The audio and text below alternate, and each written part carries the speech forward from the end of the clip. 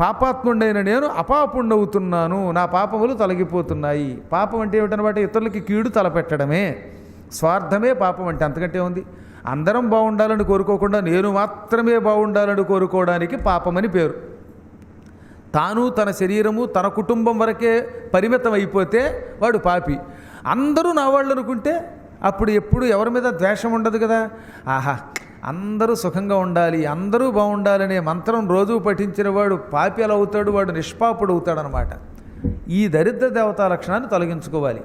అందుకని ఏం చెప్పారంటే వేదవ్యాసుల వారు ఎప్పుడు పురాణం వింటున్నా సాధ్యమైనంత వరకు శ్రద్ధతో ఉండండి. ఈ నిద్రాదుల్ని, మరీ అధిక ఆహారాదులని, ఈర్ష్యాసూయాదులని, రాగద్వేషాలని, క్రోధాదుల్ని జయిస్తే అప్పుడు మిమ్మల్ని విష్ణువో శివుడో ఇంకొకళ్ళో పట్టుకుంటారు. లేకపోతే ఎవరు పట్టుకుంటారో ముందే తెలుసు. ఈ రూపములలో తీర్థయాత్రలు చేస్తారన్నమాట వాళ్ళు కూడా. అందువల్ల నారదుడు కలియుగాంతం వరకు తీర్థయాత్రలు చేస్తూనే ఉంటాడు వీలున్నప్పుడల్లా. అంత సంచారి మరొకడు ఉండడు.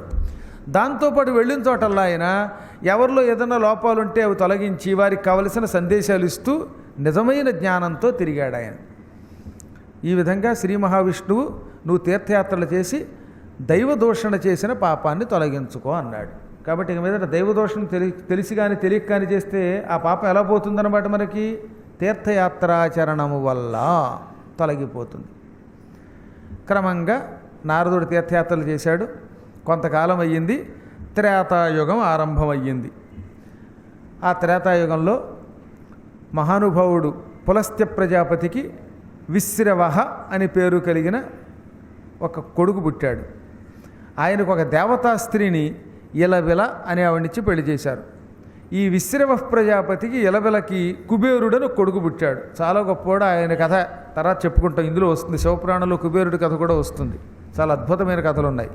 ప్రస్తుతం మాత్రం మనకి గోకర్ణం స్థల కథ చెప్పుకుంటున్నాం కనుక కుబేరుడిని పక్కన పెట్టండి.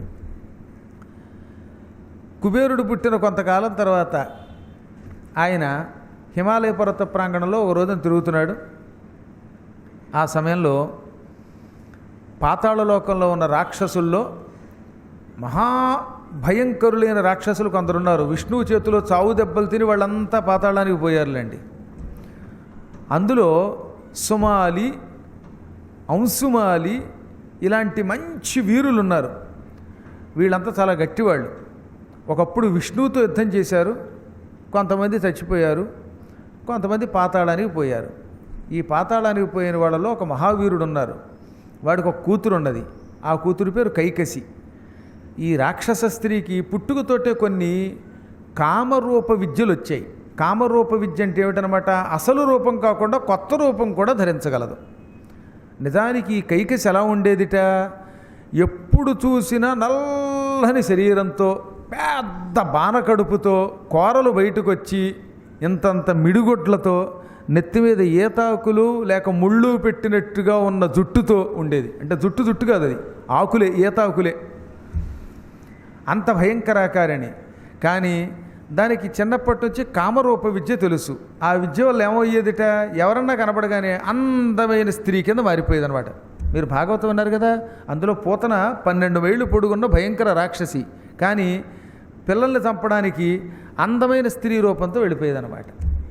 అలాంటి 2 రూపాలు ధరించే శక్తులు కొంతమందికి ఉండేవి. ఆ విద్యకి ఏమని పేరు? కామరూప విద్య. ఏ రూపం కావాలంటే ఆ రూపం ధరించే విద్య అన్నమాట. ఈ కైకసి దగ్గరకు ఒక రోజున వాళ్ళ నాన్నగారు వచ్చారు. వచ్చి, ఏమే చూసావా, విశ్రవసుడు అనే ఒక ప్రజాపతిని, ఆయన చాలా అందగాడు, తపస్యాలి, యజ్ఞాలు బాగా చేయిస్తాడు. ఆయనకి ఇలబెల వల్ల అందగాడు, వీరుడు, శివుడికి మిత్రుడు అయిన కుబేరుడు అనే కొడుకు పుట్టాడు. ఏమి సంపద, ఏమి సౌందర్యం! కుబేరుడు అంత అందగాడు ఎవడు ఉండేవాడు కదా. అసలు కుబేరుడు అందగాడు, ఆయన కొడుకులు కూడా అందగాళ్లే. మంచి ఎర్రని శరీరముతో కుబేరుడు వెడుతూ ఉంటే చూసేవాళ్ళు కుళ్ళుకునేవారట ఆ రోజుల్లో. కుబేరుడి శరీరం బంగారపు రంగులో ఉండేది.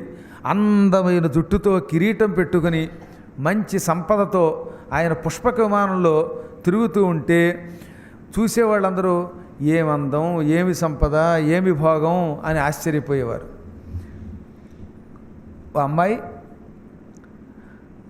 నువ్వు ఆయన్ని పెళ్లి చేసుకో, ఎలా అయినా ఆయన్ని ఆకర్షించు, ఆయన తపశ్శక్తి వల్ల కుబేరుడి కంటే గొప్ప బలవంతుణ్ణి పొందుతావు అని ఈ మాల్యవంతుడని పేరు కలిగిన రాక్షసుడు తన కుమార్తె కైకసిని ప్రేరేపించాడు. మాల్యవంతుడు చాలా గొప్పవాడు. వాడు తాతగారు అవుతాడు రావణాసురుడికి.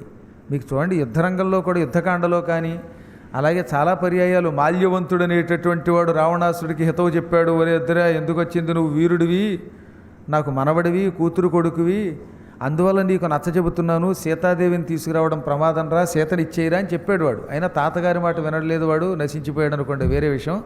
ఈ మాల్యవంతుడు మహావీరుడు.